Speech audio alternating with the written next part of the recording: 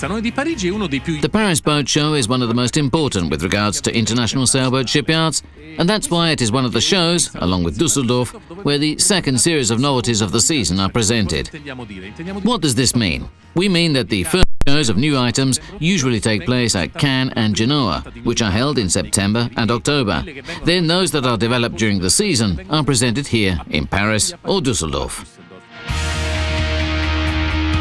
It's the queen of fairs for multi-hulls. We all know that the French are specialized in the production of this type of craft, so if you want to see the newest and most interesting items, as well as get a broad overview of the market of catamarans, trimarans and multi-hulls, this is definitely the place to be.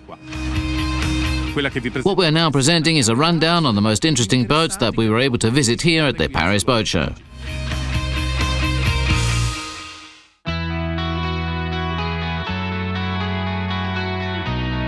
To present this boat, we started from the bottom up, because it's from here that we can see the main features of the boat. We're talking about the Opium 39, which represents the first new line of sports boats presented by Vauquier. The project follows the typical settings of these sports boats. So it has a large stern, double lamination and a good layout for the cockpit that's organized in a functional way, especially for navigation. Since it's built in-house by Vauquier, the boat has a really high level of quality. These boats are usually pretty Spartan. Consequently, the boat might be unique of its kind. Jumping on board, you immediately notice the width at the stern, which also justifies the two rudders, and this area is completely open, making it very convenient for use while cruising. And here there's a large stern locker to keep everything. A well-folded tender finds room here as well. The interiors and the finishings clearly make this a boat which stands out from other boats of the same kind. The kitchen is L-shaped and is quite large. Remember that we're on a 39-footer, and it also has a very large refrigerator. It's not organized right up to the top, but it does, however, have a compartment where you can keep baskets. And then there's a dinette with two sofas, and if they're put lengthwise, they can act as a dinette. The cabins are quite spacious, but the one at stern is a little smaller. The cockpit, however, is very large. The bed is low, so it has a lot of headroom, and it's narrower at the foot of the bed. However, it's big enough. What more can we say? Well, it's one of those classic and really interesting French products that is really new, representing the link between sports boats such as the Open 40, a type of boat that many owners are interested in, and a family cruiser with finishings that are worthy of the name. The price, of course, is quite high. We're talking about a Vauquier with a certain level of finishing, so it starts at about 175,000 euros, which is expensive for this type of boat. However, it will give you some memorable moments, and imagine it weighs just over 5,000 kilograms, depending on the trim, and has a completely flat hull that's ready to glide at more than 15 knots.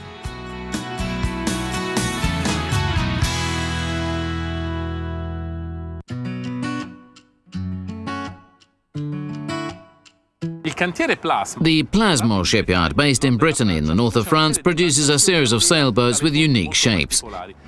This year, the shipyard has presented Triaskel, a small and unique motor sailor that's 8 meters long. Its uniqueness can be seen right away at the bow. Long bowsprit to wall up the Genoa that is cut high, Yankee type, with a foremast here. It has a true and large anchor with a ton bell. Look at the tow rail and deckhouse, just like the boxes that were used in the past. The mast is another unique element, mounted on this pivot, so it can easily be taken down while navigating on lakes. The whole aft area has an interior volume and is devoted to storage. There are these two benches that serve as a cockpit. Then, more towards the bow, there are small cranes for the tender and the outer bar, which is actually an emergency bar, or used when helming from outside. There are 3 helms, the emergency bar, this one here, and the one inside. In fact, it goes down 1 level. And just like the motor sailor of the past, this is the true inner wheelhouse. If we go down one more level, we find the real inner area.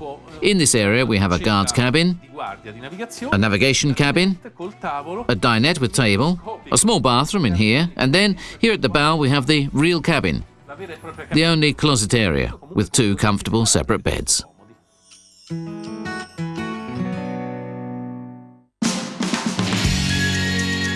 Despite the problems of these times, Beneteau hasn't given up, and this might be just one of the best years for the group. We've seen numerous interesting boats from the group, Beneteau and Jeanneau. One of our favourites might just be the one we're on at the moment, the new First 35. It's a boat that was designed to race at high levels, so it has a far hull, a very sporty hull, and an optimised sailplane. Just like all the first boats, but this one in particular has an extremely livable area, which we will see together. Starting from the bridge, we can see a large wheel, and there's the possibility to have a carbon wheel, but the size of the wheel doesn't change. It's a boat that's been designed as a sports boat, but the cockpit functions well. The look of the boat is one of the most important differences with the firsts of the past. In this case, it's better than usual and is taken with the project which began with the 50, then the 45 and then the 40. It has a unique wheelhouse shape with this top that closes and protects the portholes and the rail put in this inner position which is really an extension of the deckhouse. In this case, obviously the rail is short because the boat has walled chain plates which were created so that the genoa did not overlap too much, approximately 108%.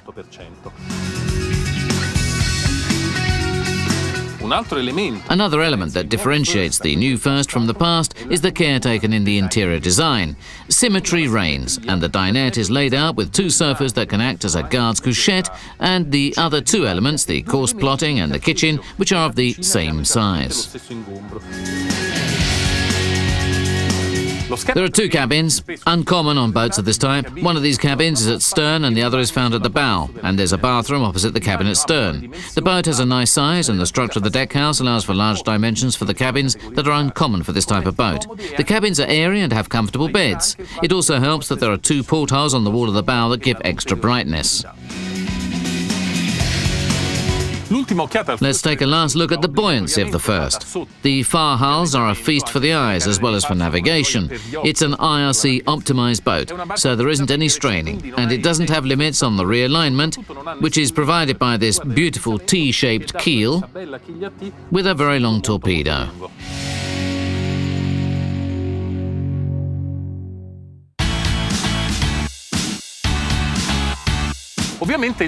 Obviously, the Paris Boat Show is also the home to multi-hulls, particularly the cruise catamarans, for which the French are the world's leading shipyards.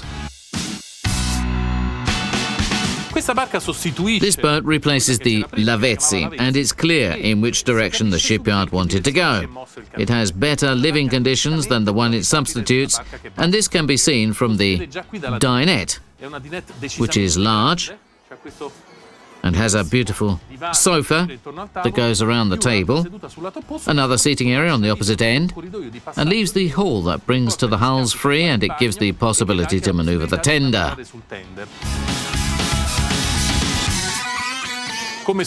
As on all cruising catamarans, there's a raised wheelhouse, similar to a small flying bridge. In this case, the boat is governed from here, and all the manoeuvres come from here. Like all cruising catamarans, there's this magical combination of inside and outside, between the wheelhouse and the cockpit, and this catamaran is no exception. The dinette is large and conveniently organised with a L-shaped sofa that ends with the seating used for the course plotter, and the L-shaped kitchen is in front. The fridge is separate and is found here. The version on display here allows us to understand why so many owners adore catamarans. In the owner's version, one of the hulls is completely dedicated as an apartment for the owner. There is this sliding door that gives complete privacy, and then there's this space that can be used by a couple. This improved livability has also made room for guest cabins, in this case too. Even the bathroom is enlarged because of the increased dimensions. There's a dedicated space for the shower, and there's a shower in the cabins, especially this one at the bow.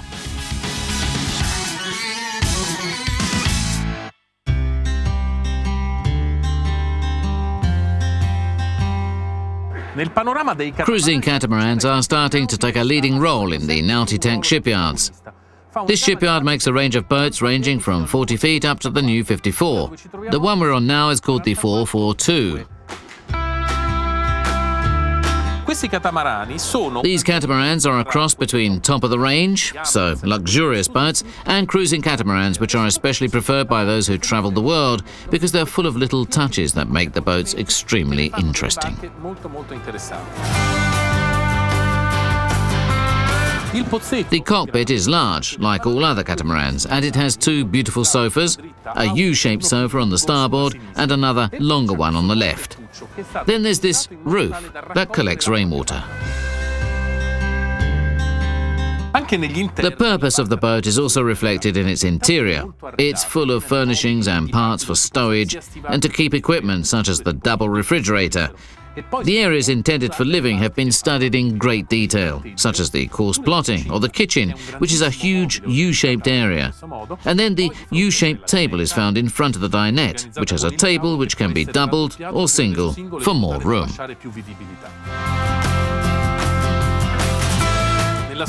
In the owner's version, one of the two hulls is completely dedicated to the owner and becomes a huge cabin. It has a long bed, and then a sofa, various stowage areas, a small desk and a large bathroom that has a double sink, a shower room and another large room used to stow other items. The two guest cabins are on the left hull with beds that are on the beam to use the surface area to its best. Each cabin has its own bathroom, and there's another bed on the extreme end of the bow that can be used for children.